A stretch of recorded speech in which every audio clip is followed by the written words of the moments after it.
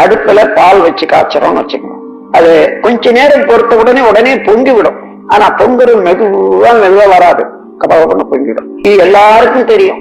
ஆனாலும் எத்தனை தடவை ஒவ்வொருவரும் அந்த மாதிரி பாலை பொங்க விட்டு இருக்கோம் கவனிச்சு பார்த்தோம்னா ஒவ்வொருத்தருடைய வாழ்க்கையிலையும் 4 தடவை. ஆனா நீங்க ஆண் பிள்ளைகள்லாம் டீ போட்டு இருந்தா பால் காய்ச்சி இருந்தீங்கன்னா தெரியும். அது காய்ச்சி பழக்கம் உள்ளவர்களுக்கு எப்படியோ ஒரு 4 தடவை பொங்க விட்டுதான் வந்துட்டோம்.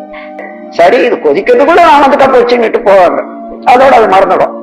இங்க பாலே பொங்கி கீழே வழிந்து அந்த வாசனை வந்தவரை அழைக்கணும். இதுதான் இக்னோரன்ஸ். இது தெரியாதல்ல, தெரிந்த.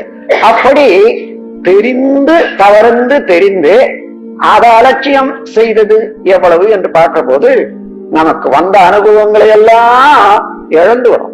இப்படி இதுவரையில வந்த அனுபவங்களை அப்படியே பிடித்துக் கொண்டு அதற்கு மேலாக தவறு செய்யாத இருக்கிற ஒரு பண்பாடு நான் வந்துருதுன்னா அதுக்கு பேர் அவேர்னஸ், விழிப்பு நிலை என்று பேர்.